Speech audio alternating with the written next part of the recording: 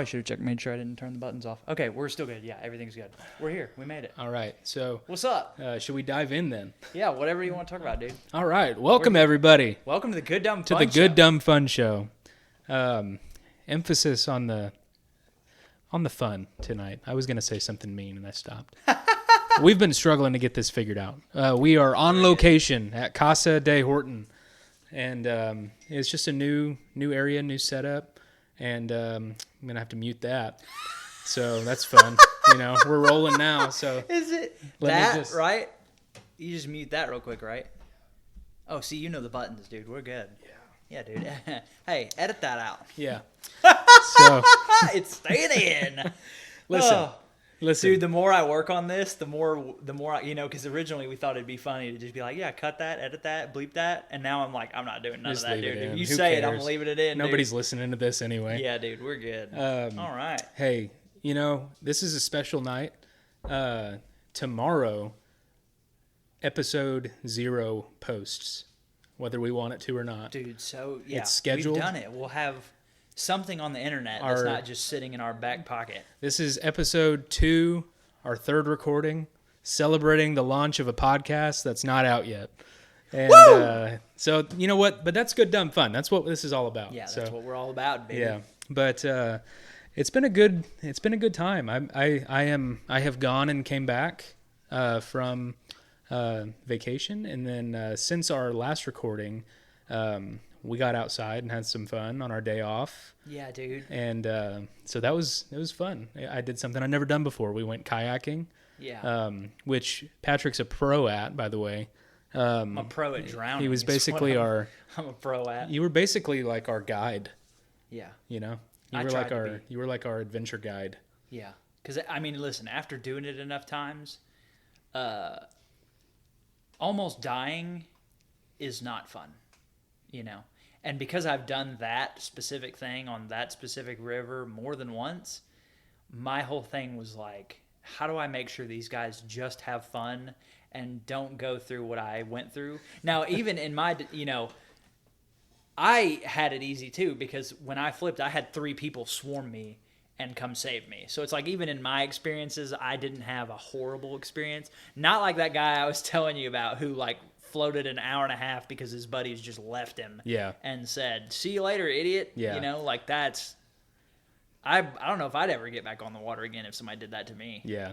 Well, before we get too much further, let me turn this back on. It looks like it's still recording, but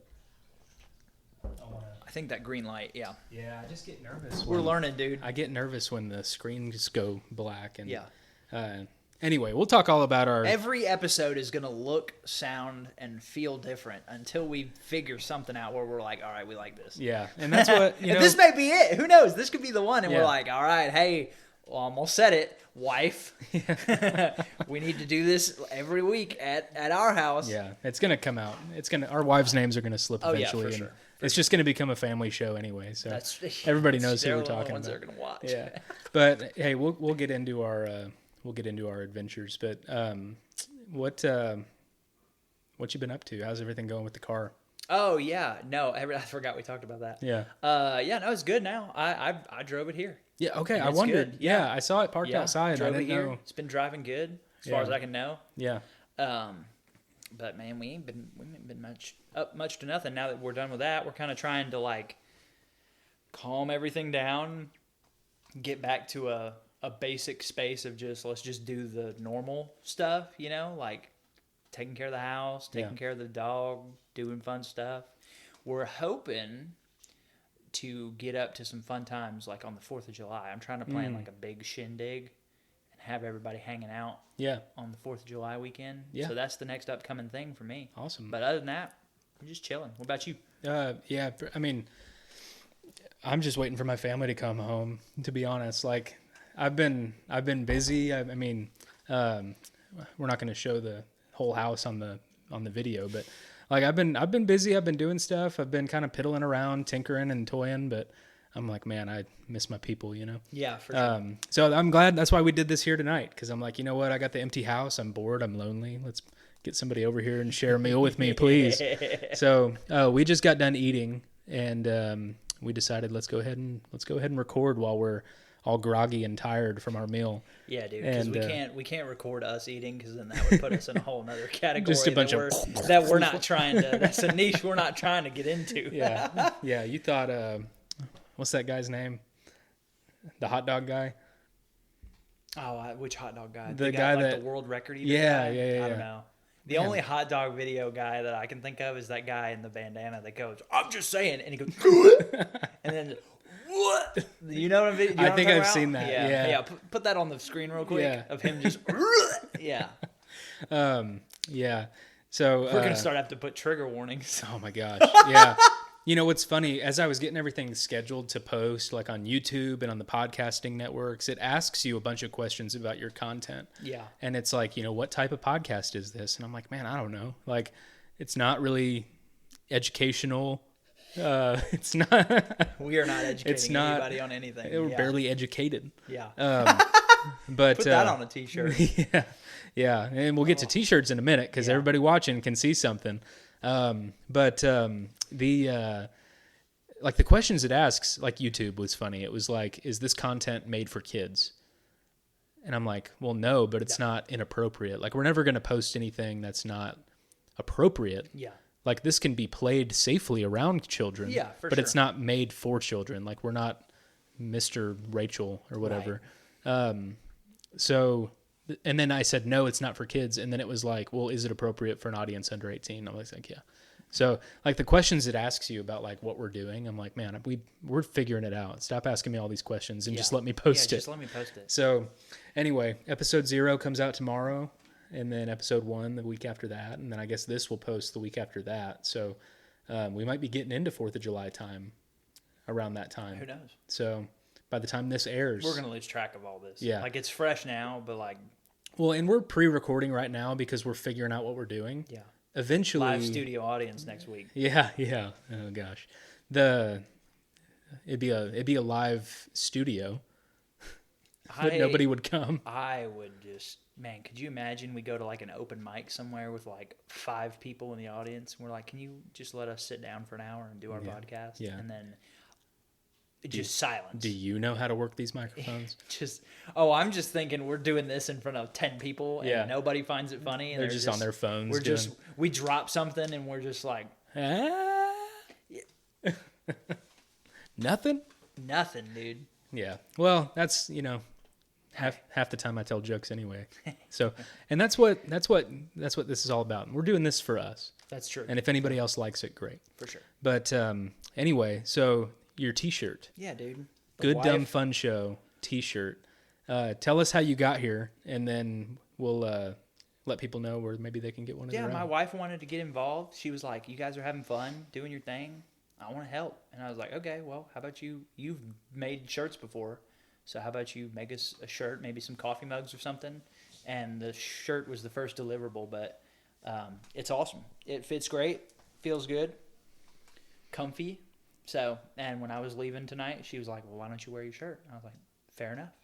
So, which you can buy right now at some website that'll be linked in the link in the description. Link in the description below. I was trying to call out, but I don't know who it is. Yeah, I can't remember. It's not like our own website or whatever. It's one of those tshirtmaker.org. Yeah, it's one of those merch sites that you just upload your logos to, and you can buy literally anything you want. So if you want like a shower curtain with our logo on it, you can get it.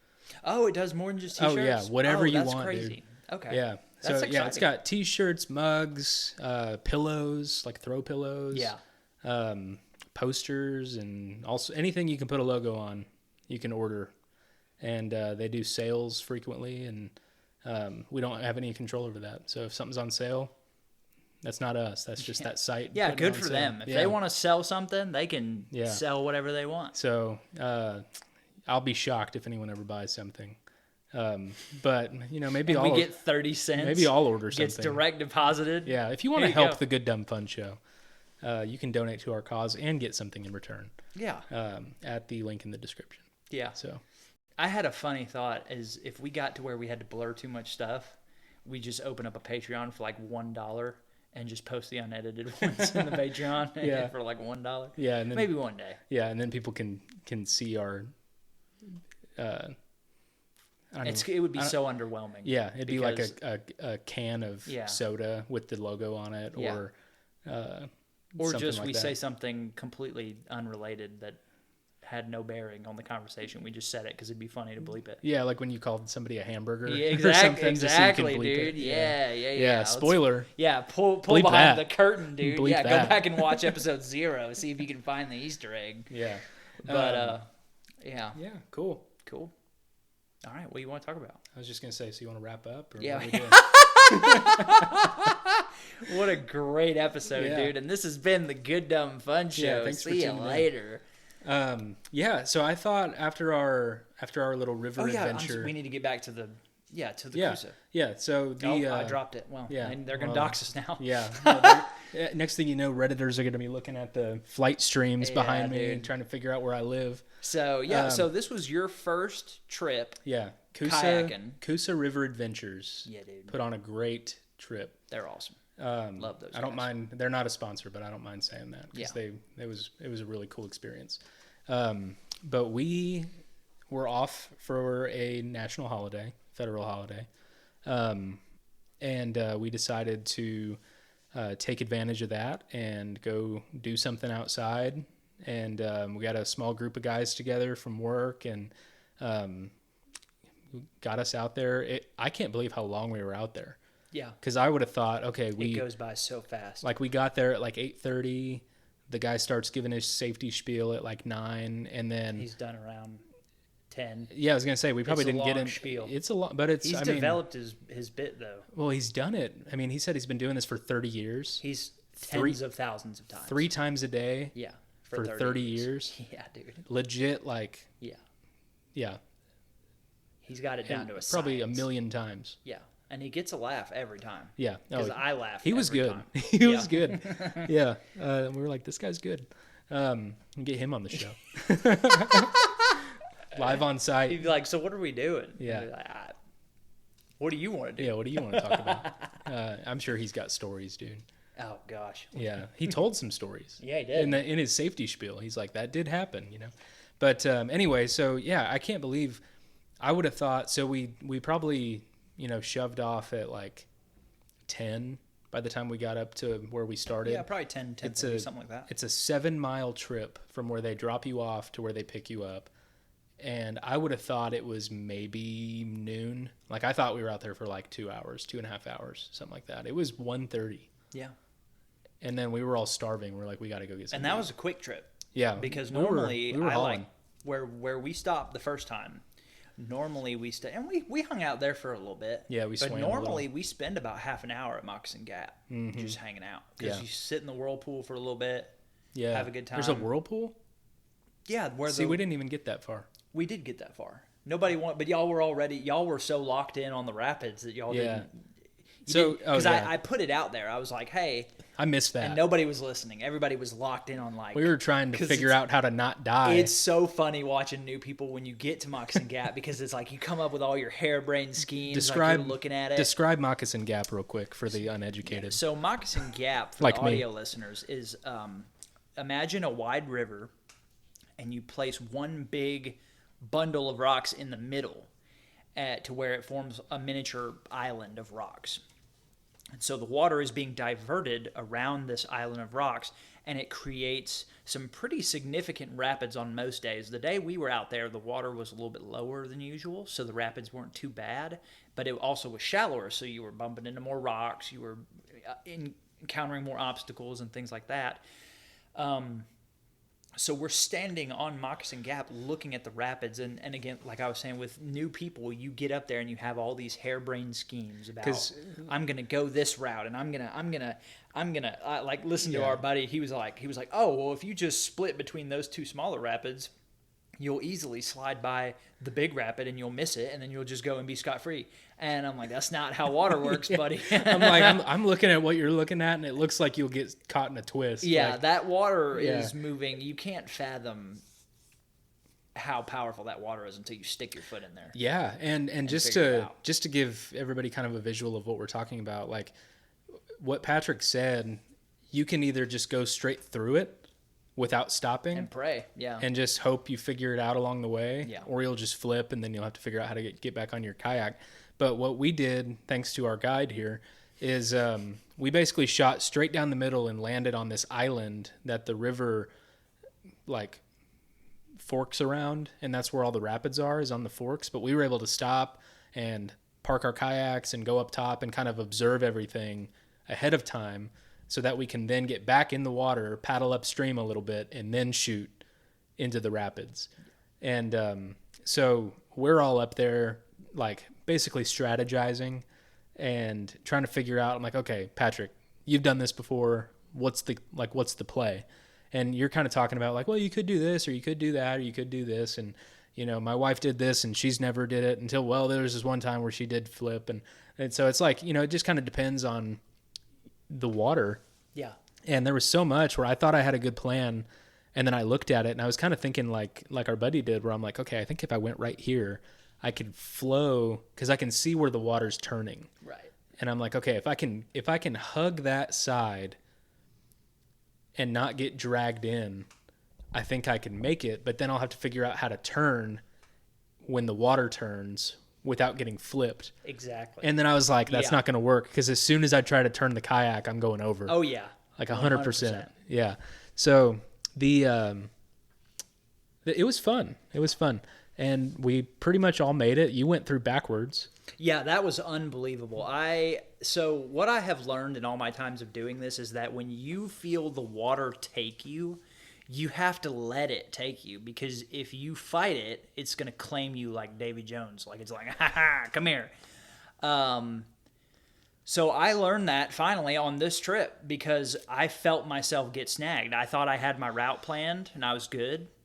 And I was going down it, and it took me immediately, and it 90-degreed me, and I went, I'm dead. This is it. I'm going over. But instead of sticking my paddle in the water and trying to divert, I was like, nope, I'm going to let it take me. And I let up, and it pointed me backwards, and I laughed. I was like, this is hilarious because I'm for sure going down. Yeah. And I felt myself even out, and I was like, wait a minute. And then I looked to my left, and I looked to my right, and I'm like, I made it! And then literally as soon as I celebrated, I see our buddy just instantly, dude. And I was like, no, dude, we were so close. I know. And then our other buddy made it, but he got hung up. Yeah, oh yeah, he was stuck up there for a good minute. I was like, I don't even know how we would get back up there to go get him. Like if he's stuck. Oh, there's no way. Yeah, I'm like, you're just going to have to figure it out. You'd have to paddle like your life depended on it. Yeah. And maybe you could reach him, but most of the time, probably not. Well, and me being my first time, I've never been on a kayak before. So I've done like paddle boarding and stuff like that, but I've never been on a kayak, and at least not that I remember. And so I was like, well, you kind of told me what the easiest route was, but the easiest route avoided the rapids altogether. Yeah. And I was like, you don't want to do that. I'm like, I don't want to chicken out altogether, but I don't want to flip, because I was like, that was like my main goal, is like, I don't want to end up in the water on accident today. Yeah. And I go, and I was like, well, maybe I will go through that way. And we talked about another route where I'm like, well, if you shot between these two rocks, you were like, I've never done this, but I think if you shot between those two rocks, you might be able to get through. And I was like, yeah, I just feel like if I tried to do that, I would get sucked into that hole that we were looking at. Yeah. Because if you're above it looking down, you can see there's like, as much as a river can have a cliff in the middle of it, it's basically a cliff. That's there what was it like is. a small, not like a waterfall, but there was like this random, like almost like a sinkhole in the water where you can tell there's a rock right there that you just can't see, but then it drops like 4 feet. So I was like, I definitely don't want to go over that, because that seems like the worst spot. Oh yeah, for sure. Because there's no surviving that. You would just dive into it, or you'd fall over it. Yeah. And anyway, so I was trying to avoid that, and I kind of like, I got out there and I was paddling, and I'm like, well, maybe I will go the kind of the chicken's way out and just go around, and maybe if we do this again, then I'll shoot straight through it next time. But then it sucked me in. And I was like, well, I'm in it now. You have to do it. And there was nothing I could do. Like, there was nothing I could do. So what I did is I didn't really fight it. I just kind of would stick my paddle in the water to try to steer just a little bit. Yeah. And I ended up shooting between those two rocks we talked about. Yeah, dude. And I just remember thinking at the time, I was like, Patrick's never done this. And I'm like about to go in, and I'm like, no one knows what to expect here. Like, no one in our group knows what to expect here. And thankfully, you could have entered into Narnia. yeah, no, I went through it, and I thought I was dead for just a split second because my kayak started to turn, and I knew if my kayak goes horizontal, I'm going to flip because I'm going to hit a rock. Oh, yeah. And the water was moving so fast. Yeah. It's just going to flip me. And we got to get you a GoPro next time you're out there. They should rent those out.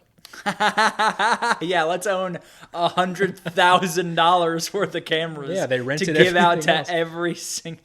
I bet they're doing okay. You know. Yeah, surely. Yeah, they could afford a couple. Let's get them on your ass. Yeah.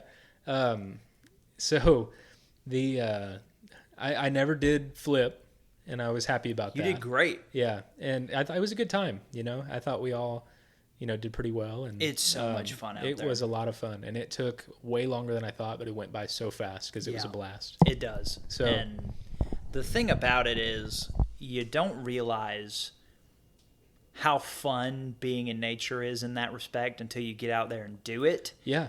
Because, I mean, that was probably the best trip on the water I've ever had.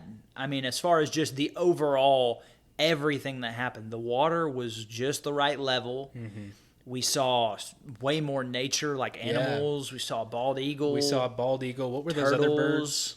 Cranes. Yeah, the cranes. They were like egrets or something out there, like these beautiful white tall birds. Yeah. Yeah, turtles, dude. The overcast, the storm came through. We didn't get hit by lightning. Almost. We got poured on, which felt great. Yeah, the pouring sun rain. was not out most of the time, so we were pretty. I would say temperature-wise was pretty comfortable. Temperature was great. I still got fried. For sure. I forgot all about my legs when applying sunscreen, and my knees were like pink for 3 days, and like super, just like sensitive. Yeah, but yeah, no, it was a blast, and the rain. I realized, we're out there, and you're getting rained on, but you don't really care. Yeah. And I'm like, how often does someone just get to be out in the rain? Yeah. Because what happens when not be pressed about it. Yeah, if it's raining while you're at work, you're like, oh, my work clothes are soaked. I need to get inside. Like, this is terrible. Or it's raining while you're going to the store. You're like, oh, I got to sprint from my car to the store, and it's terrible. Or it's raining in some other circumstance, and you're like, there's just not very many circumstances where it's raining and you're okay with it. Yeah, and we're just out there getting drenched in the rain, and the water is the rain is hitting the water so hard it's like bouncing off and kind of splashing you, and the whole time you're just like, this is awesome. It's so much fun. This is awesome. I'm ready to go now. Yeah. All right. I want to go again. This has been the Good Dumb Fun Show. Let's wrap this up, dude. I got somewhere to be. Yeah. So no, it was a blast, and the bald eagle was really cool. We kind of stopped as much as we could. I've had enough. I want to hold the mic. You hold the mic. Live your life. Yeah. The bald eagle was probably one of the highlights for me because that's just one of the coolest animals to just see in person. We got to hang out with that guy for 15 minutes because we kept paddling back to him while he was up in his branch. Yeah, we were up in this kind of a still part of the river, like it wasn't moving that fast, and we kind of got to linger a little bit by the tree where he landed, and it was just it's just such a majestic animal. Yeah. Just to watch him, just looking. He was a big old boy too, or her. He was huge, or she. Who knows? Yeah, no judgment. Yeah. It's a judgment-free zone. You can fly wherever you want, dude. Yeah. Land in that tree, this tree. It's all the same. We're teetering. Yeah, we are riding that line. Really. All the birds, there was wildlife out there that I didn't even know was in our state. Yeah. I'm like, this is just cool to see. Yeah. So. And just, anytime you're just out with the boys, Yeah, it was a good time. You get a little rowdy when you're just with the boys. Yeah. You know what I'm saying? Yeah, it was a good time. We had a good time, but we pulled, everywhere we parked, and it wasn't crowded either. That was the nice thing. It wasn't a big crowd, so we weren't racing a lot of people down the water. Yeah, I felt like we separated from the pack pretty quick. Yeah. And then we didn't really see, we saw some people, but we didn't see a lot of people. I changed my mind. I'm going to put the mic back again. Okay. They're going to peer behind the veil a little bit because Oh, that made a horrible noise, I bet. I've been watching these levels, and I keep thinking I'm teetering, but... Are the levels okay? Yeah, the levels are fine. I just keep second-guessing myself. You just keep messing with the microphone. I just keep messing with everything. Yeah, I can't leave help it alone. dude. I'm a fidgeter, dude. Leave it alone. Just don't clap again. Yeah, don't clap. Yeah, don't clap again. I'm trying to think of what I was about to say. The crowd was not that big to begin with, and then I feel like a lot of them stopped pretty early, and we kept going. Yeah. And then when we stopped, we got passed by some people, but then they stopped again, so we passed them again. So it's like you're kind of out there with just the group you came with for the most part. Yeah, but also it's a huge river, so it's not like, Yeah, and we're talking a 7-mile stretch with, 40 people? Yeah. So it's not that many. But the whole time I was like, man, my wife would enjoy this a lot. Yeah. And so like we're going to get her out there, dude. Yeah, it was stuff where I was like, I mean, you'd been trying to get me to go even last summer, and I was like, I am not in the stage of life. To just stop and do something like this that. is just So, that's a tall order. I get it. Yeah, you want me gone for a half day? You're gonna have to pay something. Because you're gonna have to rent me out or something, make it worthwhile. Because I got duties over here. Yeah. Gladly. I'm not complaining. That's just the stage of life we're in. Yeah. So it was like one of those things where it's like, you've been wanting to get me out there for a while. We finally did it. And I was like, you know what? The kids are getting a little older. I think like this is something my wife and I could do. And, we may just hit you up one day and be like, hey, let's go. Dude, so I'll answer the call. Yeah. We'll go. So the whole, do you have anything else you want to say about the river? No, I can't think. I mean, we almost got killed by that thunderstorm. That was pretty intense when it was rumbling pretty. There was a tree that fell in the water. Did you see that? No, what? Yeah, or a branch or something. It was huge though. Me and a huge branch? Yeah. And you thought it was a tree? It was as big as a tree. Bro. Yeah. No, how did I miss this? If you look at... Was it during the rain? Yeah. It was when those winds Oh, that's came why in. I didn't hear it. Yeah. It was I didn't hear nothing. Me and one of the guys in our group just happened to be looking that direction. We both saw it and then looked at each other. But I'm like, dude, if we were over there when that fell... Yeah, because the scary. shoreline is just plastered with these trees, and just randomly during one of these straight line winds that was bringing this storm in, we just hear this crack, and then we happen to look over there, and it's this whole. It was probably a good 12-foot, like thick branch. Like if you're looking, like if you measured it, it was probably a good like 8 inches thick. Yeah, branch, 12 feet long. Like the size of a small tree, basically. Wow. That just fell right in the water and made a big splash. That's and a lot. We were like, that was awesome. But also, I'm glad we weren't over I was there. literally glued to the sky. Yeah. I was just looking because you said when the wind came through. I was legit just staring at the sky. Yeah. Because I was watching those cool, almost not quite a shelf cloud, but pretty close, just rolling in, dude. Yeah, the That's clouds my were coming favorite weather, dude. Yeah. And that was the perfect spot to be on it. Yeah. That was awesome. So now Didn't see a gator. Yeah, no gators. No gators. That was good. Everybody was safe. Not that we knew of, anyway. Not that we knew. That's true. That's true. Because I was telling you, and you probably noticed, after Moccasin Gap, it gets pretty flat. Yeah, it's not moving a whole lot. And you're like, okay. And there's little coves. Yeah, and we're like, okay, we're in the other neighborhood now. Yeah. Yeah. So yeah, but I've never seen one, and never have I seen any sign of one. So I don't know on that stretch. Yeah. Okay. Anywhere. Yeah. On the Coosa. Well, never had any issues. Speaking of the storm, now that we're done. Yeah. And we're several days removed from that. When that storm came in and there was, thunder and lightning and winds and rain and everything. Yeah. We all played it pretty cool. Yeah. But in your experience, were we in any danger being out there on the water? I mean, I've been in that exact situation a couple times before. Statistically, were we in danger? Yeah. Statistically, like numbers wise, like logically, yes. We were not. That's not where you want to be. Talking about like lightning. Yeah, dude. Okay, Oh yeah. There way you had 1 in 4 odds while you were out there. But if it got real close, we probably would have found a place on shore. We just waited out. Yeah. Because that's all you can do. Yeah. Either wait it out or you paddle real hard. Because there was a couple times where I was like, should we be out in the middle of this river right now? But the lightning I don't know if you noticed. That's why I kind of swimmed over to the right side by myself for a little bit. You didn't say nothing. You left us out there. You didn't say jack. I was like, ooh. I thought you were just kind of lagging behind. Oh no, dude. I was like, I'd rather hang out near these trees. Yeah, you're all like, oh, I'm saving my energy for the end. No, dude, you were self-preserving and you didn't say anything. You're like, Well, you know. You're like, I don't have to outrun. I didn't want to ruin the fun. I don't have to outrun the bear. I just have to outrun you. Yeah. I just need cover. Yeah. Okay. Well, good to know. Yeah. Dude, we were in more danger from all those gunshots than we were the lightning and thunder. A shocking amount of gunfire on that trip. I forgot about that. We thought that, I'm like, okay, somebody's just like testing out their new gun or something, but then it just kept on, and after a while we were like, there might be a full-blown shootout. Dude, they were letting it off out there. I'm like, is there a bank robbery that we're like yeah, dude, missing I don't know. right now? Because I was thinking, and I was looking at the map in my head, and I was like, there is nowhere in the immediate vicinity of this river that would be remote enough that anybody would think to just go outside and let off like you're in the country. Yeah. So when they were letting off, I was like, ooh. Yeah, because, I mean, we're surrounded by nature and trees and everything, but on the other side of these tree lines... we're not out in the middle we're talking about nowhere, yeah. This is at a minimum, well-trafficked area. Yeah, at minimum, there's like a state highway or something, if not a small town or community. Yeah, I wonder what all that gunfire was about. Who knows? I didn't see anything in the headlines. Yeah, so, well, if we find out, we'll let you know. yeah, insert headline here. So, well, we had a lot of fun. Good. I'm glad you had fun.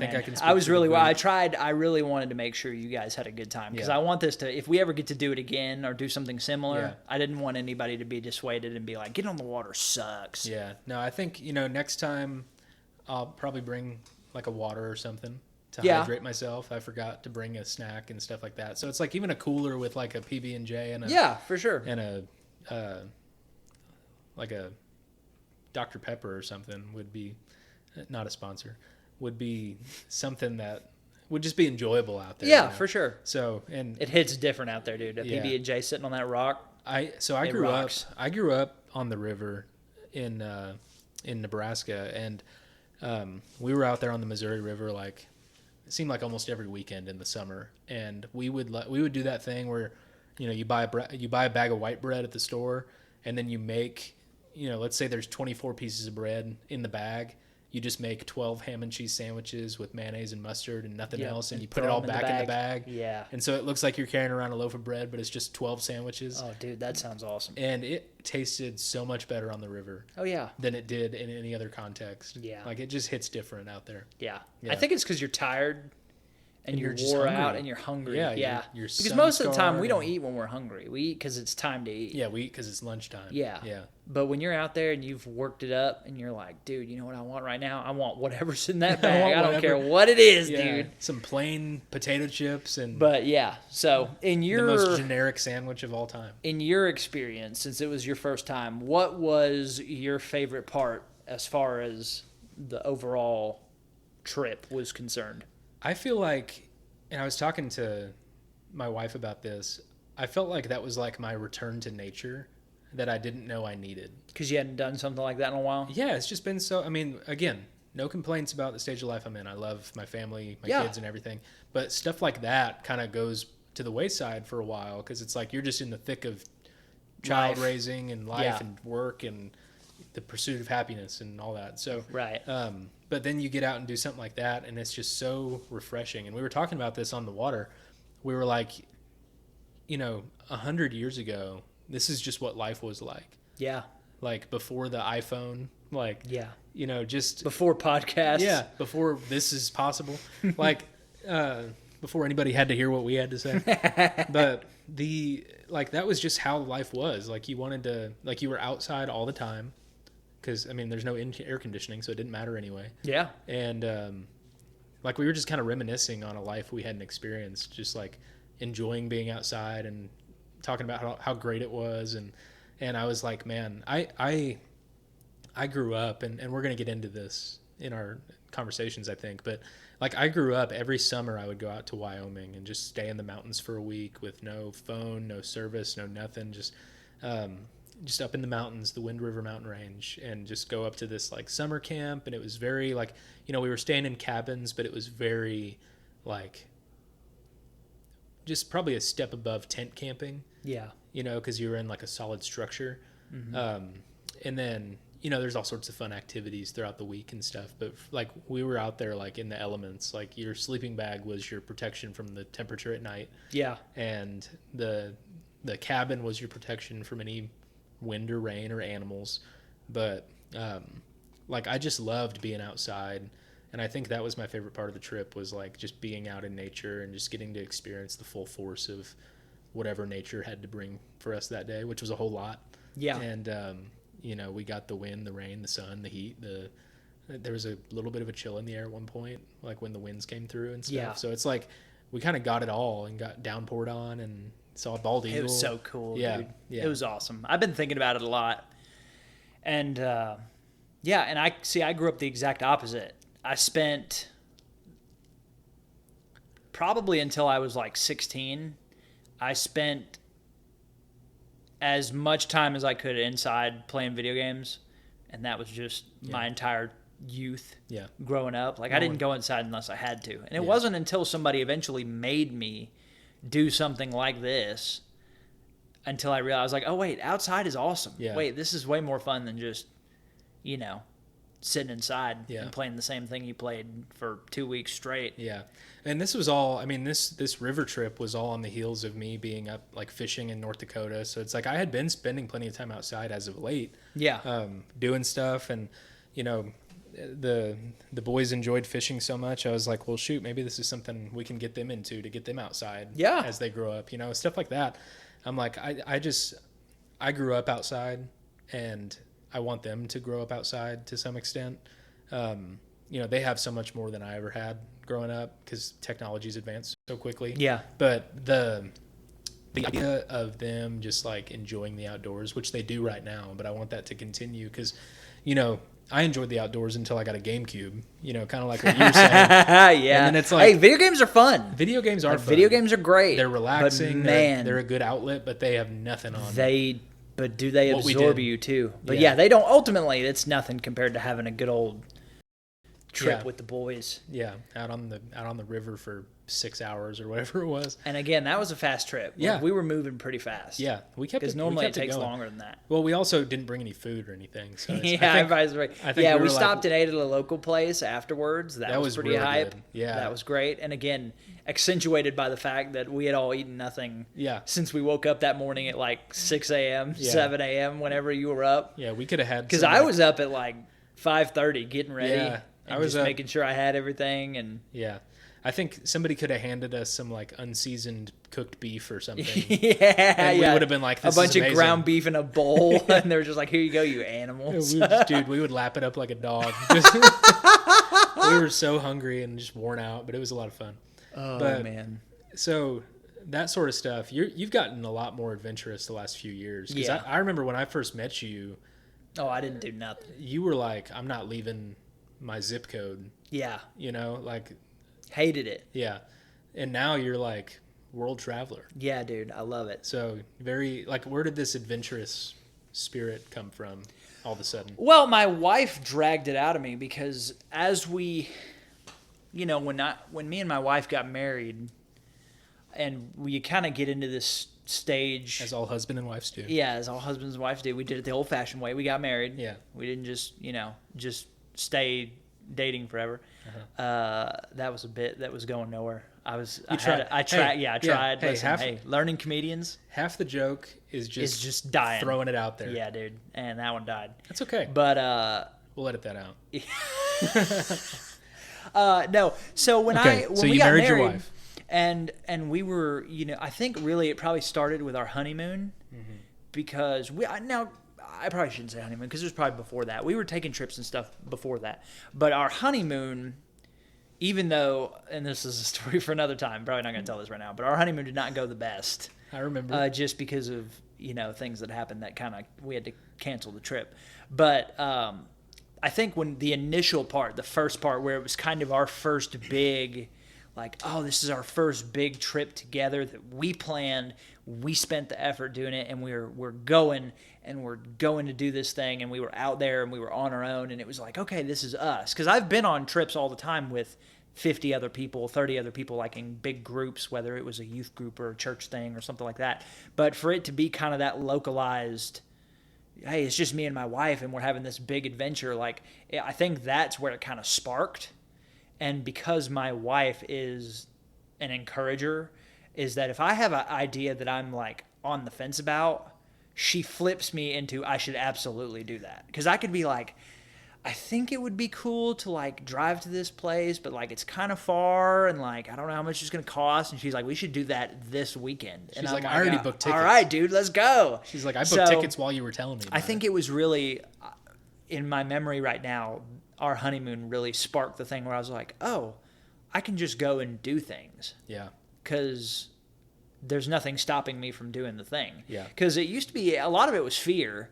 Because I was always an anxious homebody where I was like, what if I can't get what home? If something happens? Yeah, what if I get lost? What if I can't get home? What if nobody comes to help me?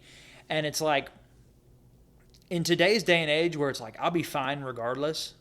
Because what I'm imagining is, my mind is telling me that like a drive to the beach is the equivalent of Bear Grylls, who is 400 miles in the uncharted Amazon.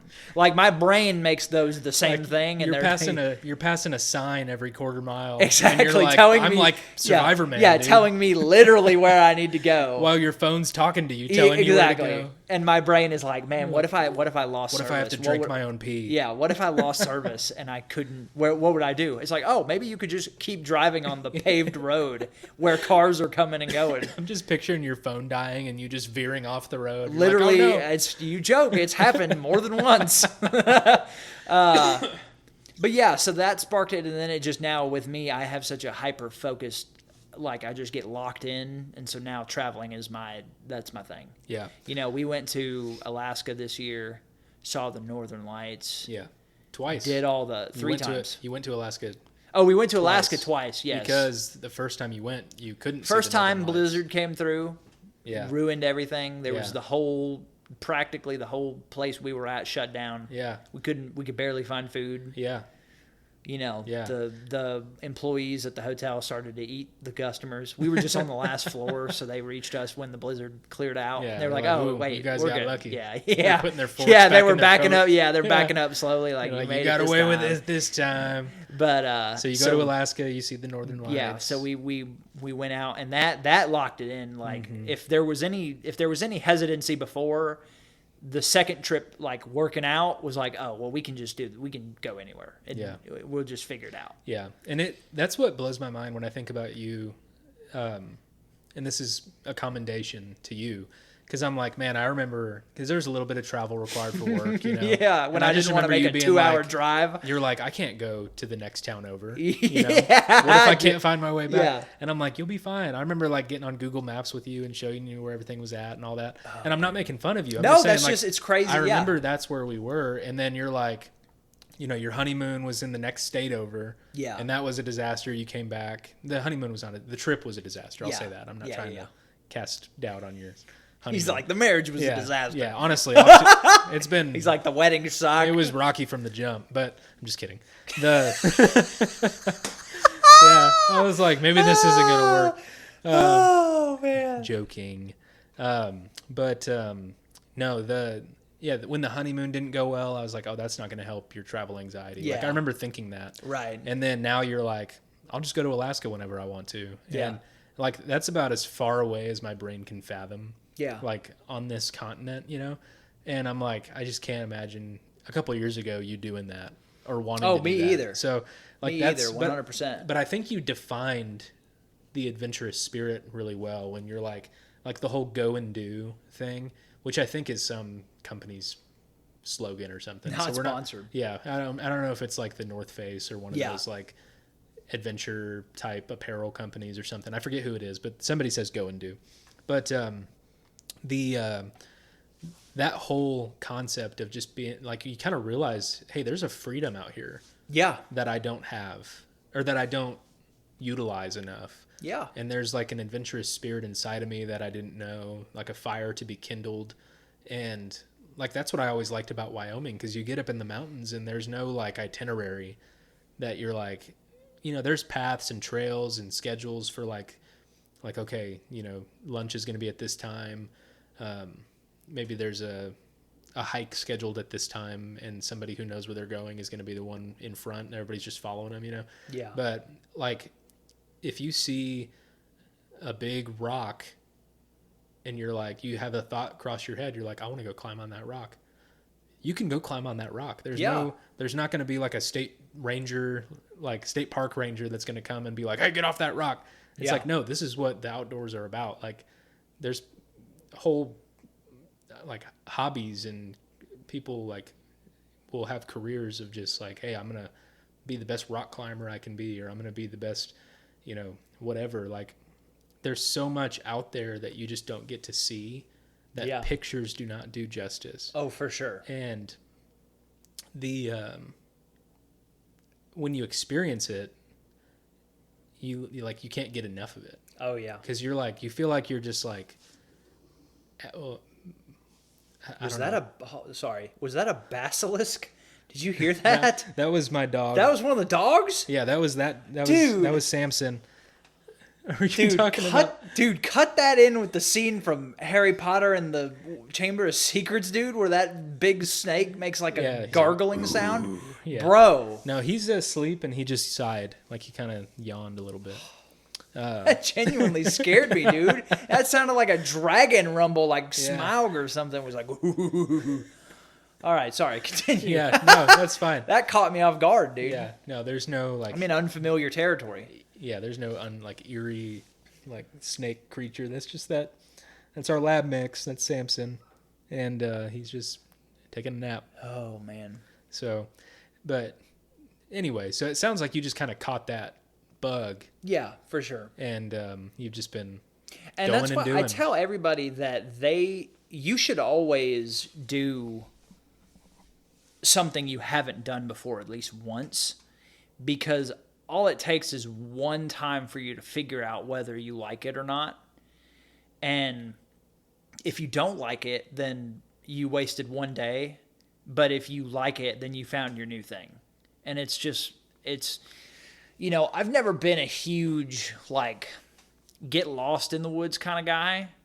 And even now, like, yeah, I'll adventure, but I like parameters. I don't... Yeah, I'll stay on the path. Yeah, but I think because of the world we live in, we forget a lot of times that you get caught up in your hustle and bustle, and we see things on TV about people who just live out in the woods, and we're like, wish I could do that. And it's like, yeah, that's an extreme to another extreme. Right. But like nature is not unobtainable. No. Like anybody can leave their house and go find something where you can get out and enjoy nature. Yeah. It doesn't have to be kayaking. It could be just hiking. Yeah. You can find a trail near your house or whatever. But hiking. In my situation in the past, it's like the hardest part is convincing yourself or convincing someone to go.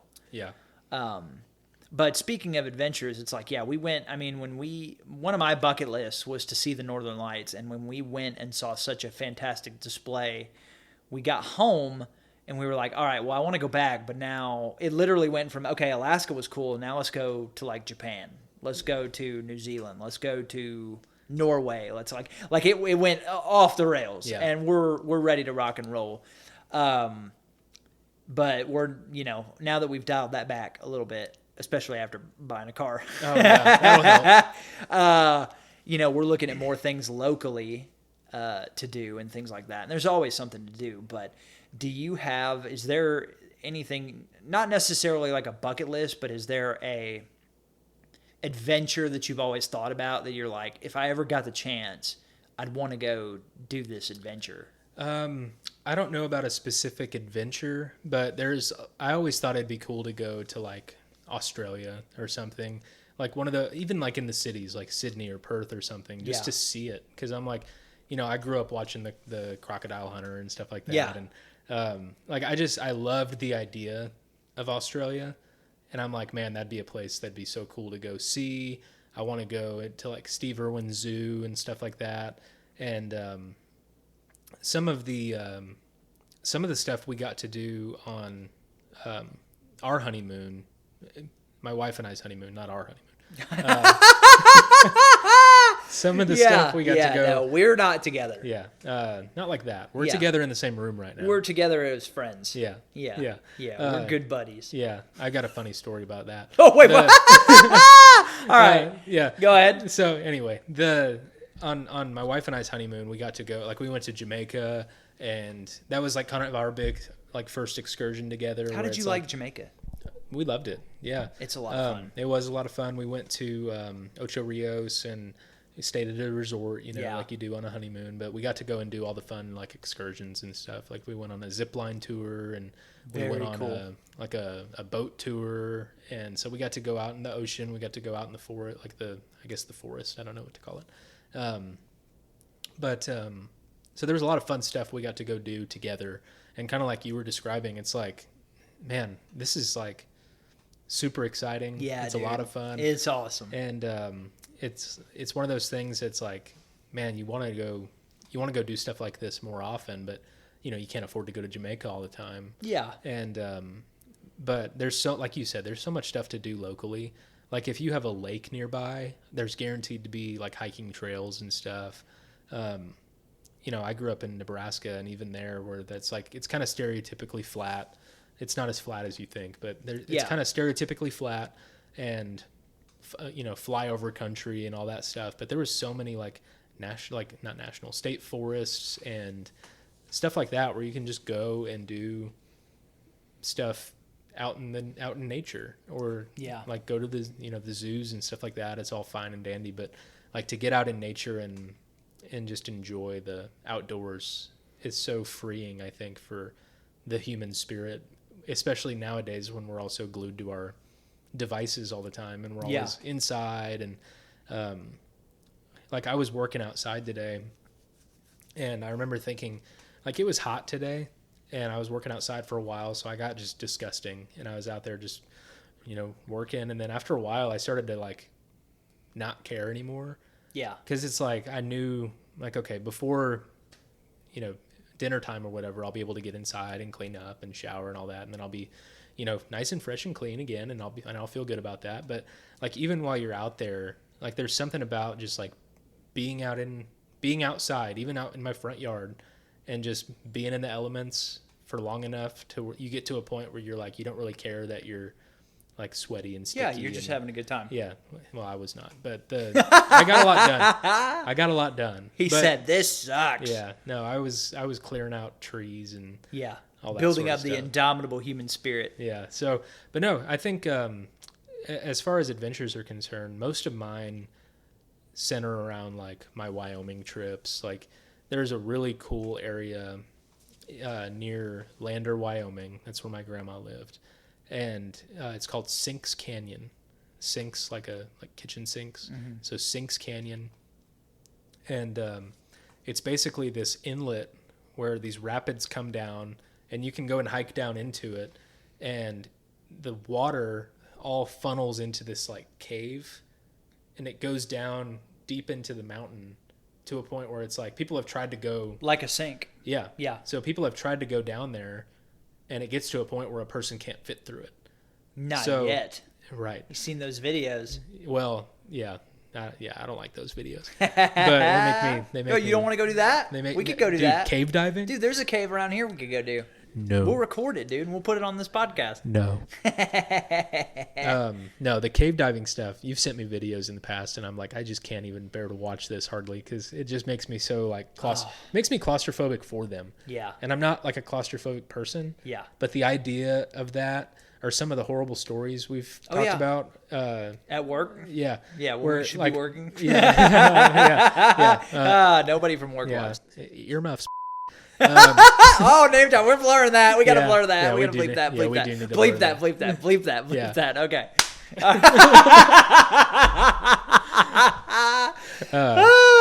Sorry for the audio listeners. All right. We bleeped that whole thing. Yeah. The audio listeners just heard. Oh, anyway, man. so yeah, some of the stuff like what was it called? It had kind of a funny name, but it was not a funny story. Where that Nutty kid, Putty? Nutty Putty. The Nutty Putty cave incident? Yeah. Oh my gosh. How much for you to go in a Nutty Putty? No. No amount of money? What's the least amount of money? No. What if you had to go? For what reason? What they gotta go? Well, it's not like it's not like I could get stuck in there. That kid's still in there. Yeah, I forgot about that part. Okay, never mind. Yeah. Never mind. Let's talk something different. I think they cemented it off anyway. All right. Yeah. Okay. What about skydiving? Anyway, I could be talked into skydiving. You could be talked into skydiving? Okay. What's the least amount of money to get you jump out of a plane right now? I wouldn't do it right now, because I don't know. I went like into family mode just now. Like as yeah. soon as you suggested that, I was like, I can't do that. I haven't seen my family. yeah. You're like, I gotta in see like my 2 family weeks. again. I'm like, I at least need to see them again. You'd have to give me $100,000 to Really? jump out of a plane right now. Is it a heights thing? Or Yeah, dude. I'm afraid of heights. I'm afraid of heights, and I'm claustrophobic, dude. Okay. So I can't do it. Both of these are like, I really don't want to do this. So you skydive into a cave. Like a target. Yeah. Yeah, he's like, we're going to land right there. Now, if you had to, honestly, as horrible as both these fears are, if you told me to do one, I think you could get me to jump out the plane. Yeah, and I would do it like where you're like tethered to another person. Yeah. I don't think you I have could. to. Well, yeah. Funny fact. Did you know that? I didn't know that. I figured that would be the case. You have to. Like, surely they're not letting people just jump out of planes. Dude, you have to. And now I could be wrong about this because this is old information. Well, the right amount of money, they'll let you do whatever you want. Well, yeah, that's true. That's true. Yeah. But I read something. I think you have to do like 50 to 100 dives. Sorry, now I'm thinking of diving. Jumps. Yeah. So you have to do 50 to 100 jumps with that professional strapped to your back before they will let you jump on your own. That's crazy. Yeah. I was like, that seems like a lot. Yeah. Because like with diving or other stuff, it's kind of like you just do the one-time thing, and then they're like, get you're certified good. and Yeah, and they're like, all right, go have fun. Yeah. But I was like, oh, they take the skydiving thing pretty seriously. Which is funny because, like, you think those kinds of people don't take anything seriously. I was going to say. Yeah, dude. Think about our Coosa River guy. You think if he ran a skydiving business, that's true. He wouldn't let you jump out of the plane? Yeah, that's true, dude. He's like, slide us an extra $5 or you get your own parachute. All right. That was a good impression. Oh, thank you. Yeah, no, skydiving, it doesn't really, I think it would be, like, thrilling. I think, here's my thing, and this applies to public speaking. This applies to, like, anything that would make anybody nervous, like the common fears and stuff. Like, I don't really have a problem with public speaking. Yeah. Once I'm up there. Mm-hmm. But right before when you're thinking about it, yeah. Like, right before, like, okay, I'm going up at 9 o'clock and it's 8:55, dude, I'm freaking out. Yeah. Because 100%. like you just get the nerves and you're getting all like jittery and stuff, and I'm like, once I'm out there, I'm fine. Yeah. And I do a pretty good job of like not letting people know I'm nervous if I am when I'm up there, But skydiving, I think, would be the same deal. Like, I think I'd be fine until we got on the plane. Yeah. And then while we're on the plane, I'm gonna be freaking out. Yeah. And trying not to show it. But then once I'm out, I'm like, what's there to do? Yeah. Nothing I can do about it now, Yeah. It was kind of like the Moccasin Gap thing where I was you like, just gotta go for it. Yeah. I was fine until we got back in the water. And then I was like, all right, now I'm a little nervous. As you're paddling upstream. As I'm paddling upstream. I kind of want to just go back this way. Yeah, I'm like, maybe we should just walk across this island and, shove off on the other side, But I'm like, no, I'm not doing that. That's like, there's certain things in my mind, like pride kicks in, and I'm like, I'm not doing that.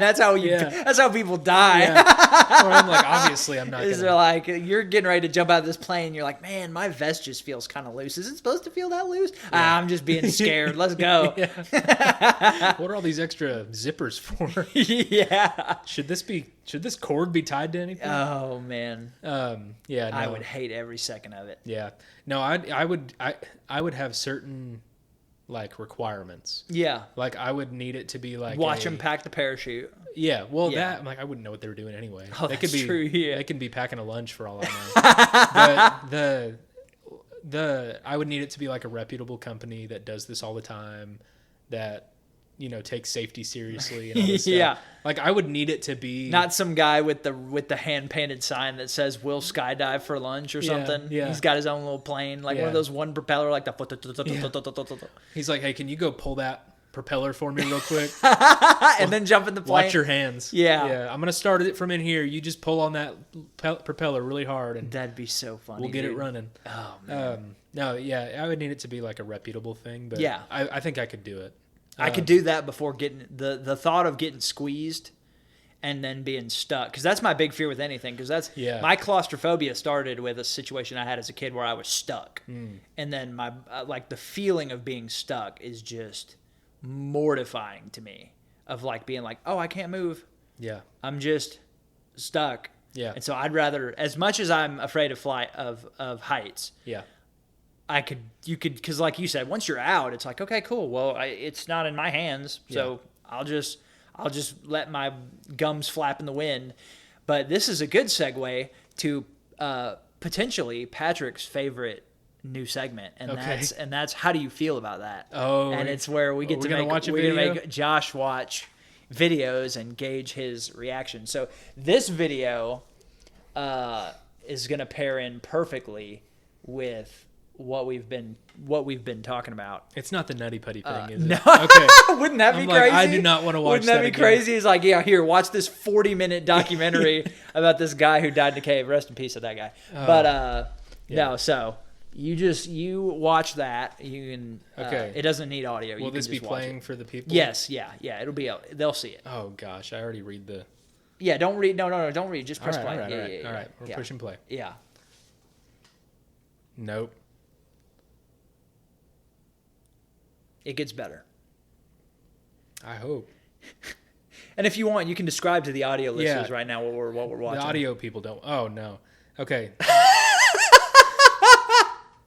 All right. So what's happening for the audio listeners is this guy's about to die. So he's in. Okay, it's over. He's in the. There's a guy in the water with a killer whale, aptly named killer whale. Who then swims away and brings a friend back. Yeah, he's like, come check this out, bro. And they are just laying here or swimming by this guy, checking him out. Okay, so here's what you need. And it ended and they're friends, dude. Yeah, well, Yeah. It wouldn't have stayed that way. You could tell he was pretty close to that rock. I'd have been getting out. Okay, so I think I know why you showed me that. Oh, yeah, 100%. 100% you know why I showed you that. All right. I felt like that would be a good inaugural video to show you because I saw that video and I was like, oh, I know what I'm doing with this one. Yeah. So, all right. If you don't know me, and even if you do know me, you may not know this, but Patrick and I have had a lot of conversations about this. My biggest irrational fear is being attacked by a big cat, like in a jungle, or a killer whale in the ocean. And some would say that's not an unreasonable fear. Which is, well, it's irrational because we live in the southern United States. Oh, yeah. So I'm not like an ocean dweller where I'm not in a situation where I would be attacked by a big cat or a killer whale. But that is an irrational fear of mine. So it gets really like, when I watch videos like that, I'm like, man, I can't imagine being in a situation like that because I would just be panicking. Like, I'm sure if we had heart monitors on, my heart would have spiked just now because I'm I do not like that. All right, now. And go so, ahead. well, and so that kind of stemmed into a fascination with the ocean, which led to probably an irrational fear of the ocean. Because the more I studied, the ocean's scary, dude. It can be freaky. scary. I love it, but man, you start looking into it, you're like, I don't. If you ever found me, I've been on a cruise before, but besides that, you're not going to find me out in the ocean where I can't see the shore. Yeah. Like, I just can't. I'm like, it's intense, for sure. So, so you have killer whales. Yeah. Which I call the big cat of the sea. And then you have big cats. Which are the big cats which are of the land? Which are the killer whale of the land. So, they're just so smart. They are. I don't like that. I think that's what freaks me out is how smart they are. Yeah. Because in biology class in college, I watched this video that I'm sure you've seen before of this poor little sea lion that jumped up on an ice cap. Knocked off that ice cap, yeah. And these killer whales wanted to eat the sea lion, and they looked, and that's what's freaky is they'll like poke their little noses up out of the water, and they see where this guy's at, and then they're like, all right. And then they go off somewhere like 30 feet away and huddle up, and they're like, here's the plan. We're going to rush this ice cap. Yeah. And then they go as fast as they can. There's 4 or 5 orcas in a line, side by side, working together somehow to then rush the ice cap and then dip under it right at the last minute to get the thing rocking. And when it starts rocking, the water rushes over it and knocks the sea lion back into the water where they can eat it. And there is a possibility that when that orca passed that guy, he went, oh, I think that was a seal back there. And then brought his buddy and checked him out and went, wait a minute, you're not a seal. Yeah. Oh, can I eat you? I don't know if I can eat you. There's a high possibility that they're like through their brains. Yeah. That they were like, is that food? Or is that, it doesn't look like food. Yeah. And you know why they don't eat us? Because we taste bad. Yeah. Exactly. I mean, if they wanted to, like, we're in their domain out there. Oh yeah, there's coulda had nothing that you guy. could do for sure. And at SeaWorld and stuff like that, like that documentary that came out like 10 years ago, Yeah. I watched that, and I kind of developed this healthy respect for them that led into probably an unhealthy respect for them, where Yeah. I'm like, I'm not messing with that. Like, you guys can be in your area and I'll be in mine, but we're not going to cross paths. All right, well now And- let's get into what is the least amount of money for you to get in the water to hang out with the orcas. I just don't think I'd do it. Gun to your head, dude. Gun to your head. You have to. It's you have a criminal who has a gun to your head, and he's like, "I'm going to pay you an amount of money for you to do this thing." What's the lowest amount of money for you to do this thing? I mean, at that rate, I guess I have to, but I know the statistics. Like you've told me, Objectively, you're like fine. there's never been a known. It's funny how they say that. There's been, I'm like, why do you say it like that? Like, what do you mean by that? Yeah. There's never been a known case in the wild where an Yeah. orca has killed a human. And I just think that's because they're really good at it. Oh, they're good at hiding the evidence. They cover their tracks. Dude. Yeah, because they go for the cameraman first. Yeah. They're like, that guy's got to die first. The internet says cameraman never dies. That's because you're watching a video that got posted. Yeah. Think about all the ones that didn't get posted. Exactly, dude. So I don't know, the amount of money. But you got to do it, dude. It's probably in the. I mean, if there's a gun to my head, that's a different thing. But because I'm doing it to survive. You're that getting point. offered. But okay, an amount of money. We're probably $50,000. I was gonna say probably in the tens of thousands. Okay. Where I'm like, all right, this is a reasonable. Like, if I need some guarantees, like this money's gonna get to my family. Yeah. Because if the orca doesn't kill You're me, the one guy who's going to get eaten by an orca. Yeah. Yeah. Well, if the orca doesn't kill me, I'm just gonna have a panic attack and drown. Oh, So, that's true. Yeah, I didn't think about that. Yeah. No. I don't know. We're probably talking tens of thousands, and that could be 15,000. Yeah. Like 30,000. I don't know. Yeah. But I just don't think I'd want to do that. I'd like my chances better with an orca than a big cat. Yeah. Oh, 100%. Because the big cat freaks me out because they're so like just natural born killers. Yeah, and they like killing things. And they like it. Yeah. And they're good at it. They love it, dude. They're just doing it for sport. And you see all those videos of people getting chased down trails, or getting walked down. You know. Yeah, even like a little bobcat, they get feisty. I'm like, imagine a tiger. Oh yeah, or dude. a panther. Those poor people, like in that live in like the outskirts in Russia, where they have Siberian tigers, and they're like, I remember reading a story where this guy was out hunting with his dogs, and this Siberian tiger chased him back into his hut, like his hunting hut.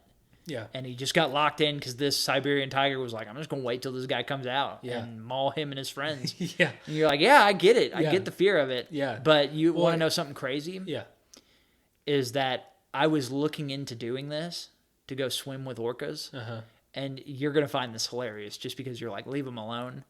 It was like for one person, so just me, it was about for 2 or 3 days on a boat with them handling all the stuff for us. It was like $15,000. See, you already lost me about the boat thing. Yeah, dude. Because they're out there sinking boats, dude. Yeah, but these people, like, they put you on a boat. $15,000? Yeah, dude. No. To go, and it's like an all expense paid. I can't believe people pay to do this. On a boat where you basically just live on the boat, and they give you all the equipment, and they're like, when the alarm goes off, you have to be ready and on the deck in like 20 minutes or they'll leave you. And they go out on those little inflatable rafts and they chase the orcas, and they're like, all right, jump in. And people pay tens of thousands of dollars to do it, and my dumb self thought about it. I looked at my wife and I was like, dude, you'd be better off in the water with Maybe. Ocean Gate. Rest in peace, Ocean Gate. Yeah. No, dude. No, I'm not paying that amount of money. I'm not paying anything. Dude, you're not going to get me on a boat with orcas. I'm not going to go You don't want to go out to like California and like, let's just go check it out? What if we go and you stay on the boat and I'll get in the water? I'm not getting in the boat. Get in the boat, They're sinking the boats, Patrick. They hate boats. I probably ruined that camera shot like 30 times, dude. Dude, get in the boat with me, dude. No, Let's go, dude. They are sinking. They're probably still doing it. They're probably still sinking boats. The news just dropped it because they're like, there's nothing we can do about these orcas. Like, we've spread awareness. But they just won't stop. You know, we put it on the news and they won't We stop. haven't heard. That is fun. Maybe they sank all the boats in that area, and the orcas were like, "We got them." People probably finally wised up and quit going out there. Quit going out on the boats, dude. Yeah, if you're I think the mom or whoever. I thought it was like a mom orca. Yeah, there or was a something, matriarch. But like she sunk enough, and she was like, "I had to have got him." She's like, I think they got the message. Yeah, that's another thing. Forget the sea lion. There's a matriarch orca off the coast of Portugal last summer or the summer before, whatever it was when all this was going on. It's probably still happening. We're just not talking about it anymore. This matriarch orca was so fed up with the fishing companies stealing all her food that she trained all her little orca minions to rip the rudders off of boats, exclusively the rudders, because she figured out that is the weakest point on the boat that can make it sink most effectively without hurting their teeth or whatever. they're so cool. They're dude. so smart. It's freaky. I love it. So That's she's so like, cool, dude. she's like, just bite the rudders off. Like, you don't need to ram into the hole. You don't need to jump on the boat to try to sink it or anything. Dude, they're at like orca bedtime, and she's like, "All right, sweeties, remember, what do we buy?" And they're like, "The rudder." The rudders, Mom. You're so embarrassing. But yeah, so they're a problem, and I don't think we talked. They about are not a enough. problem. Orcas are a big problem. They became a problem, but now they're fine. But see, how many people did they kill in those boats? Okay, so the orcas maybe didn't rip these people's heads off, but they're still floating out in the middle of the all these ocean. people fell in the water, and they were like, "Tell your friends." Yeah, so they're a big problem. What are some other hobbies that we don't think we'll get into? That we don't think we'll get into? Yeah, we're not cave diving. No, we're not going. And you're not orca diving. Spelunking, I think, is the not anymore. That's term. an outdated term. It's still cave cool. diving is more hip. Spelunking's a funner word. I agree. Yeah. So The dragon's awake again. I could be talked into skydiving. Yes, cave diving. I'm not going. I would go into one of those like the Mammoth Cave up in Kentucky or whatever you see the billboards for. I would go into something like that where you're like walking around. Those are really cool. Yeah. Me and my friends, they took me up to one up north. But I'm not like getting on my belly. Yeah, you're not going to crawl and like have to exhale to squeeze into it. Yeah. No, if I have to like distort my rib cage to get into any like crevice, I'm just not going. Yeah. I keep thinking about the Nutty Putty incident now. I'm like scarred by that. That's a horrible story. Well, you just never know. That's a good example. You never know what's on the other side of those things. That's true. You don't know. And sometimes the adventurous spirit goes and too even far. if you know, even if they know, you may not know. Yeah. Because it's like half of those stories are like the guys looked at the map and they misunderstood where they were at and they went towards Death Hole 5000 instead of Sweet Mary's Pass. You know, it's like, you're like, oh, oopsie. Yeah. And then, 5 go in, 4 come back. Yeah. And anyway. Dude, speaking of Nutty Putty, I've got a worse one for you. We gotta stop talking about Nutty Putty. There's a worse one, dude. What is it? There was a cave story where this group of college kids, they knew of this local cave where there was the entrance to the cave. So it was almost like on the side of a mountain and there was a hole in the mountain and you climbed down and there was a pool. And these people knew because it was like a local area. They knew that if you got in and you swam through that pool, you would come up on the other side and you would be in this encapsulated cave. And then what they didn't know is that, okay, that air's probably not safe. And then what happens if you get stuck or don't make it? So there was a group of like 5 of these kids, and they were like, let's go check out I don't remember the name of the place, like, let's go check out the Bonewater Death Cave. And 5 kids go, and 4 of them get in there, and they're like, all right, we got our flight, we got everything, we're going swimming, they're having a good time. One guy was like, hey, I don't really feel comfortable doing this, like, I'm just going to sit out here and wait on you guys, and then we'll go. And they all go, and 30 minutes passes, an hour passes, an hour and a half passes, 2 hours pass. The kid's like, okay, well, something happened. And so he went and got the authorities, and they went, and they found out that either they made it to the cave and found out they couldn't breathe and they came back and they drowned, or they didn't even make it because it was so dark. Like, they think that what they think happened because they all crammed up and died in one spot is that the leader either panicked because he ran out, maybe it was longer and he didn't get enough breath, or something and tried to turn back around, but they basically, something happened where they tried to turn around, they got stuck, and they all just drowned. That's terrible. Yeah, dude. In the dark, you're completely turned, because you know what it's like to panic in water. Oh, sure. It's horrible. Now imagine panicking in water in pitch blackness. Yeah. And Underwater. you can't see or feel anything. You just feel people kicking you and all. Yeah, dude. Yeah. Horrible. Yeah. Thanks for And tuning that's into how the Good Dumb Fun Show. The Good Dumb. I kind of forgot what our show was called, dude.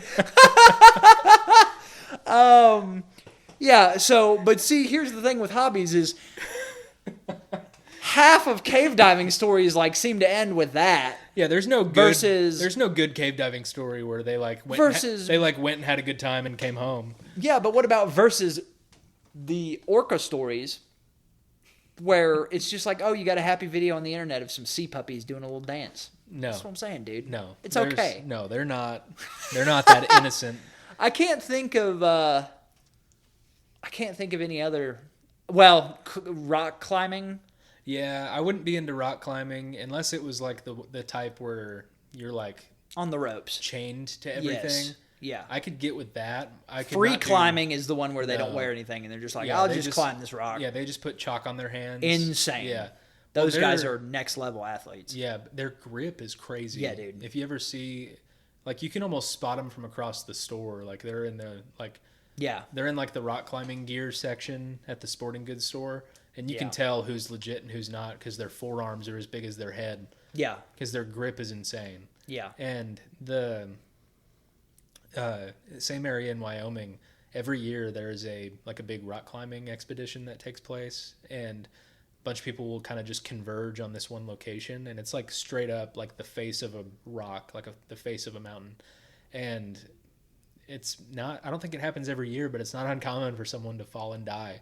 And I'm like, that sort of thing, I'm like, I just don't think there's a hobby out there for me that I would get really into that has a death rate that high. Yeah. Like, I could probably get into something that had some danger to it. Like, I'm sure that, like the guy was talking about, like, the dangerous stuff where people break their legs on the rocks and stuff at the kayaking trips and stuff like that. Like that, I'm like, I can get with stuff like that. But if somebody's like, yeah, I have this hobby where, if literally anything goes wrong, it could be the last time. I'm like, well. Yeah, like wingsuiting. Yeah, no thanks. Like those guys who do the wingsuits and they fly like 100 miles an hour down a cliff or whatever. No. Yeah. I couldn't do that. Yeah, me neither. Yeah, because one thing, a draft comes through the wrong way and they're all of a sudden just, again, if you're too close to another person, you slam into them, you're both falling out of the sky now. Yeah. Yeah, no, I couldn't do that.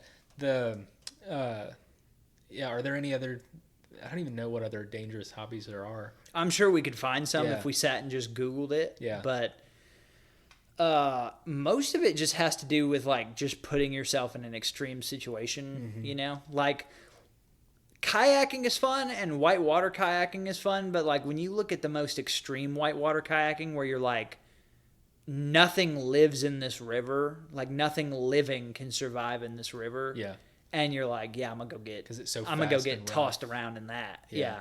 Because like true whitewater, like the way whitewater is classified is like class 6 is no one is allowed in the water by like government law.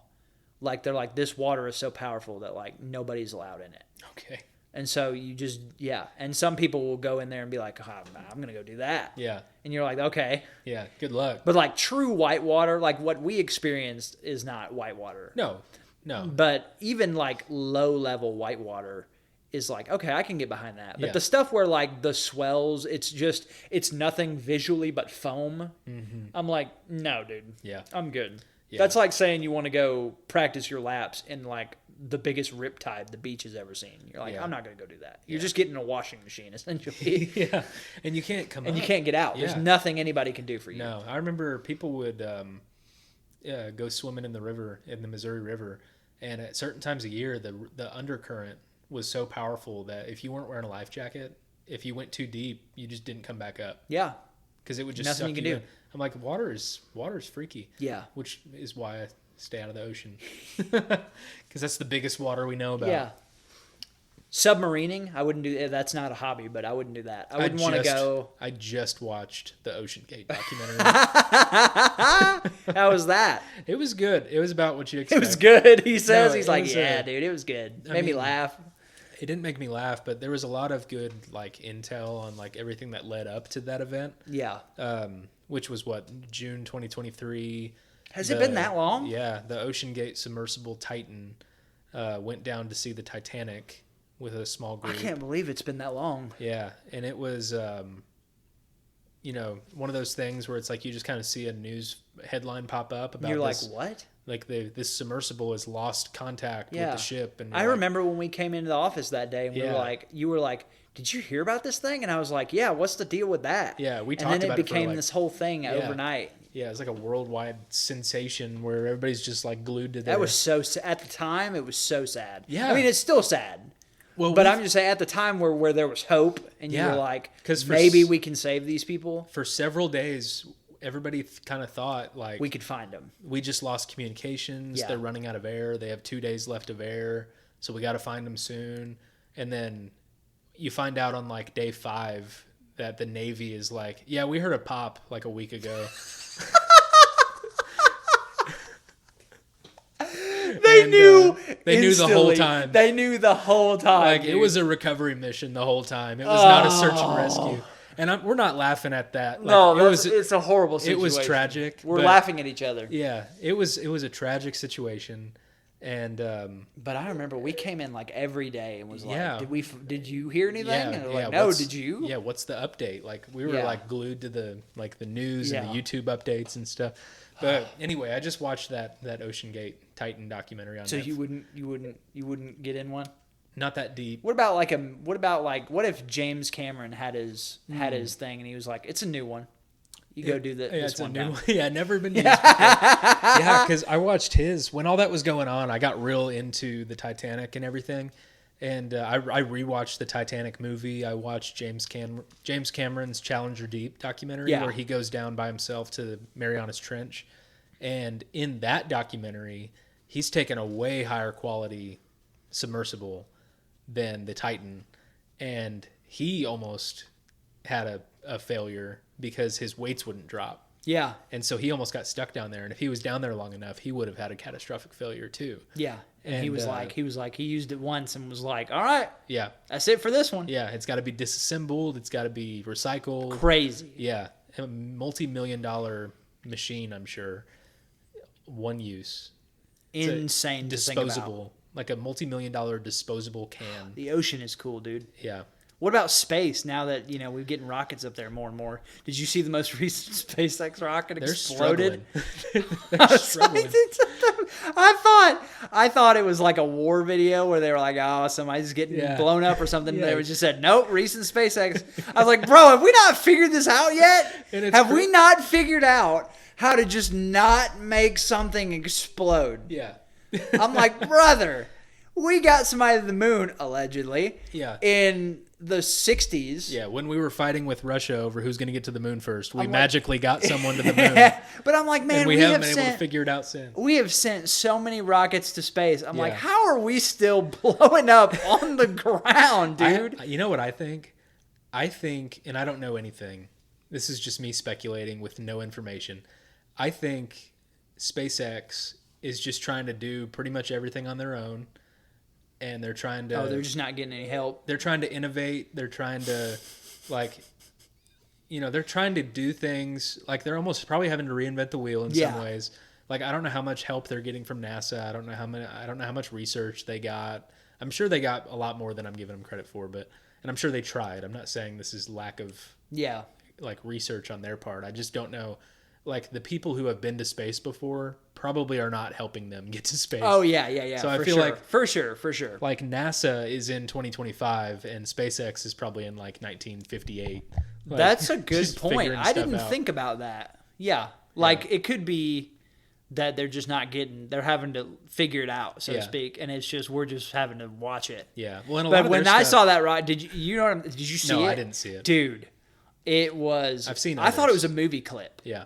And they were like, most recent SpaceX rocket. And I was like, man, imagine being that astronaut where you're like, all right, SpaceX rocket, 193 and you're the one that gets blown up, and you just one second you were checking the knobs, and then the next you open your eyes. Was it a manned pearly aircraft? Gates. No. Okay, good. No, as far as I'm aware, no. Most of what they did I thought was unmanned. But imagine you just flip your dials and you're like, all right, I think we're about to be ready to, and then you wake up at the pearly gates and you're like, what happened? What happened? Yeah. And they're like, yeah, we're waiting on 194, buddy. Come on in.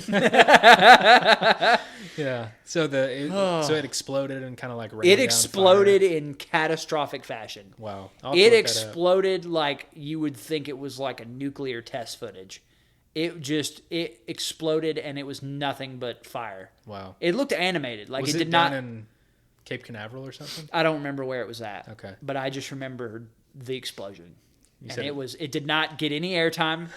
It was just like, you're like, another rocket blew up. Yeah, somebody went in there and wired the toaster the wrong way, and it there was no warning. It was just, oh, that rocket looks fine, and then fire. Yeah. You're like, oops. Wasn't the rocket that blew up like on the way before we were born? Probably. Was it in the 80s or 90s or something? Are you talking about, was that 13? Apollo 13? No, that one. Or is that the movie? That's the movie. Yeah. Okay. Yeah. I mean, maybe they're all movies, if you know what I'm saying. Yeah. But Allegedly. So wasn't it called Challenger? Yeah. Yeah, that exploded on takeoff. Yes. It was the manned one. Yeah. Yeah. I think that one, they literally just like used the wrong tiles or something, and it just blew up. Yeah. Like just little stuff like that can just go wrong. Which is hilarious now, realizing that was also named Challenger, and then James Cameron's like, I'm going to go to the Mariana Trench, and I'm going to call it Challenger. Yeah. Yeah. So, man, that's a little cocky. And how people are like, when I see this rocket stuff, I'm like, why are we talking about Mars? Yeah. You know what I mean? Like how about we just get to the moon? We can't even get past the dome up there. Yeah, let's get up to the moon and figure out something. And then once we have, because in my professional opinion, we should have a moon base first. Just saying. Yeah. Because think about it. I get why we want to get to Mars. But if we had a base on the moon and we commercialize the moon, then we can kind of like use that as a staging ground while also practicing our back and forth. You know, because I'm hypothesizing here. But if we start taking people like you and me to the moon, I guarantee you a lot of people are going to die. Oh, for sure. Yeah. Well, that's how the whole ocean so we got to figure that out. That's what I'm saying, though, is we got to figure out that before sending people to Mars. The problem with commercialization is from the beginning, it's how cheap can we do this? Yeah, that's true. How can we make the most amount of money? Yeah. And that's where OceanGate... You got Walmart building spaceships in the backyards being like, we can make the most rockets. Yeah. And you can pay us, and you can get 3 to 5 day shipping to the moon. Yeah. It's not Prime eligible yet, but no, the OceanGate thing, they were trying to commercialize the Titanic. That's true. And they cut so many corners, and it was partly like this visionary leader's like arrogance. Yeah. And partly trying to commercialize this and make money, and so they had to do it as cheap as possible. Yeah. Within reason, and then some of it was like they're not doing it cheap for the sake of being cheap. They're doing it cheap because they're trying to like pioneer this new way of doing things. Yeah, they wanted to have the new way. Yeah, and so they can patent it and make money that way. But didn't work out. So maybe the next guy will get it. Yeah. Hey, why don't we start one? Yeah, if they're that cheap, redo them. Yeah, that's what I'm saying. Don't take it's like the same Coke can to the Titanic twice. That's what I don't understand either. Is like, what was the idea of cutting the corners and doing it as cheap as possible and then reusing it? That's the part that I couldn't connect the dots on. Because if I was trying to make a reusable one, I would want to look at like James Cameron's and be like, I want double that. Yeah. Or triple that. Yeah. Because like you almost want to make it out of like, 24-inch thick titanium. Yeah. But then it's like, how are we going to float back to the surface? That's true. Yeah. Hook it up to a winch, I guess. Yeah. Tug me back up with your 4-mile long. Let's make a 8-mile long chain. You'd have to have an oil rig to hold the chain. Yeah. Oh, well, that could be horrible because what if the chain snapped under the pressure? I hadn't thought about And then that. you just get dropped on the seabed and run. Now, to be honest, when you said that, again, this is my irrational fear of the ocean, because when you said that, my heart sank. I'm like, oh gosh. we're talking through it, and you're like, like, I'm never going back on the ocean. I was like, what if the chain snaps? But what were you about to say?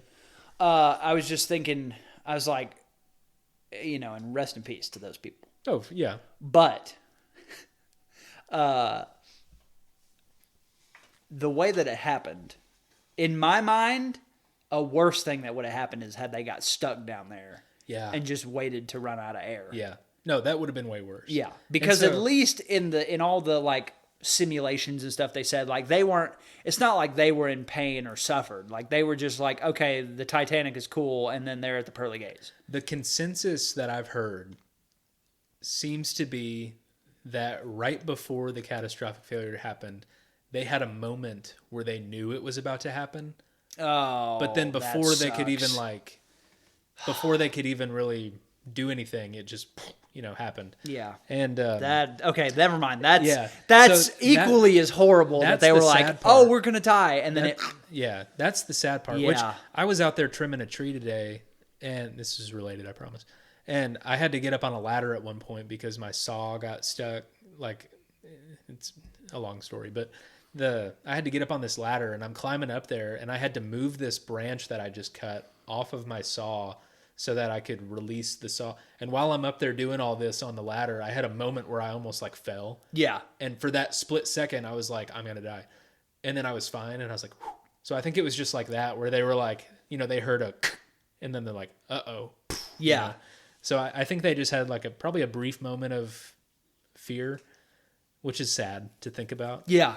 But then it was over before they even knew anything happened. That's the way. Like their brains couldn't have processed anything. If there's a way that I want to go, that's how I want to go. I don't want to know what's about to happen. I want to be obliterated into fish food dude. as quickly as possible. I'd say it, or like the guy, or like if I was the guy in that SpaceX rocket, and I'm just like, all right, let's see, man, this is exciting. How many trips to the moon has this been for you? It's been for me. It's been like 6, and then I'm at the gates. That fast. Yeah. Like you're just like, okay, checking engines. Oh, hello. Where am I? Yeah, and they're like, happened? You're in heaven. Yeah. I'm like, okay. Yeah, this is way better. Yeah. You're like, great. Yeah. I didn't feel anything. And they're like, it's good you didn't. Yeah, congratulations. Yeah. the angel's like, you couldn't have. Yeah, there was no way. Yeah, but I guess that's one.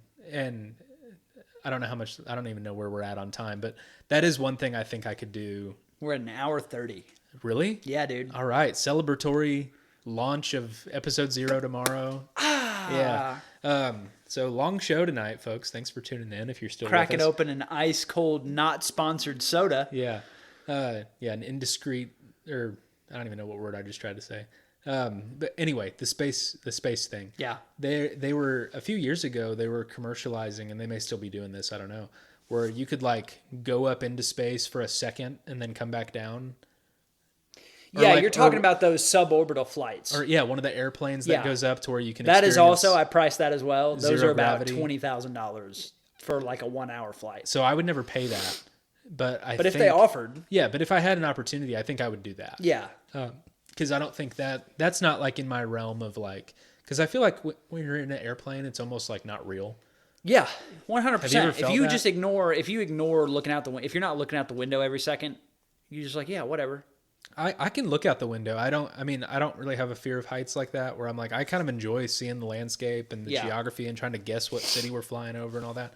But it almost doesn't feel real when you're up in an airplane. So I think that if I was in a situation like that, where they're like, hey, we're going to fly you up real high, we're going to take a steep arc, and you're going to get like a brief minute of zero gravity. Yeah. I think I could do that. Oh, yeah, that'd be awesome. I think that'd be cool, but you're not going to find me in the ocean. That's crazy to me. And I know it's just because I love the ocean, but that's crazy to me that you would rather get sent into the suborbital atmosphere. And you're like, I'm cooler with that than just like going out a couple miles and jumping off the side of a fishing boat just to get wet. It's too far. I wouldn't. Why would you jump in the water? Out in the ocean? That far out. Because it's awesome. No. What do you mean, dude? You got miles. You can still see the beach. Okay. If you can still see the beach, I can get with that, maybe. But I'm not jumping in the water. Brother, you can see everything around you. There's stuff in there. But you can see everything. That's what I'm saying. It's like clear water? Yeah. Okay. You can see until it's black. You're until describing... the blackness where the light doesn't reach it. See, that's what I'm talking about. Yeah, but you don't need, if it's that far away, you don't need to worry about it. Yeah, I'm not jumping in that far away. You can hang off the side. If I can't see what's under my feet, which is the idea of that freaks me out. Yeah, dude. No, you can just hang out like... I like the open ocean better because, you know, most of the time when we go to the beach, it's like we're in the Gulf of America. Mm-hmm. That felt weird to say. Yeah, you just call it what you want. I know. I just wanted to throw it out there. We're not getting political. The Gulf. That is what it's called on Google Maps. So the Gulf, most of the Gulf is dead. Like it's just sand. You know, there's not like these big barriers. It's not like Australia or some other places in the ocean where it's, you know, it's a lot of sand. So when you go to the beach, you can throw your goggles on and not see 15 feet in front of you. And I was telling my wife this last time we went to the beach. We were like 100 feet from the pier. And I went, do you want to know where the most concentrated area of sharks is? 100 feet that way by the pier. So like just because the massiveness of the ocean makes you more uncomfortable, I promise you that you should be just as uncomfortable wading waist deep at the beach than you are out on the boat. But in my mind, I'd rather be out there because at least out there when you're far enough away from the shore where the sand is not being buffered and you can see and it's more open. I'm like, at least when it's open, I can see it. Yeah. As opposed to on the shore where you're like, I can't see 15 feet in front of my face. My family, like my in-laws, they told a story that they had never told me before. They were out on the beach and they waded out until about like neck deep water. And it was probably like yellow flag. And one of the family members, the wave crested and they saw the shark in the crest. Oh no. Of the wave, dude. Yeah. Not messing with that. They said that and I was like, and you were neck deep? Like it's one thing if you're waist deep, but like I'm just imagining floating and that wave crest and you're like, oh, I can't wait to go under that wave. And then you see just that silhouette of that shark, dude. I was like, that's intense. Yeah, I'm getting out of the water. But I'd still rather be able to see it than to... Yeah, and I like water. Like I enjoyed the river trip. I like it's going different. I like going to lakes. Yeah. Even at the beach, like I'll get in the ocean and I get it. Like what you're saying makes sense. But there's just something about having nothing like miles around you and miles beneath you and you just don't know what's down there. Yeah. You can't see. And for sure. Yeah, I don't know. It's freaky. But it is. Yeah. You catch me in space before. I would go to space too, dude. That's the thing. I agree. Like I would love to go to space. It's just, again, like we said earlier, the ocean, I can get to the ocean. I can't get to space right now. Yeah. Unless Bezos, hit me up. You'll get there. If you want somebody to get, I almost said test dummy. I was like, well, maybe not that far. But if you want somebody to go, if you want a homie that will go to space with you, I'll go. Yeah. Call me. All you need to Call me, Jeff Bezos. All you need to do is sponsor the Good Dumb Fun Show. Oh, yeah, dude. Yeah, give us and Patrick $1 million. Will do whatever you want. Give us a small loan of $1 million. Yeah, just to get us started. Yeah, just to get us started. Just so we can pay off all this equipment. Dude, could you imagine? We would retire. If you like the show, you give us $1 million, we'll retire from our real jobs. We'll do it every day. Yeah, we'll do a daily show. It'll be 6 hours long. Yeah, we probably should stop. Yeah, I think this is a good time to stop. Yeah. That was fun. It has been fun. That was good, man. So that probably, at least for me and maybe some of the listeners, probably high anxiety episode for the Good Dumb Fun Show. It's not always going to be like that. That's going to be my favorite segment. I can go ahead and tell you. That's going to be my favorite segment of the show.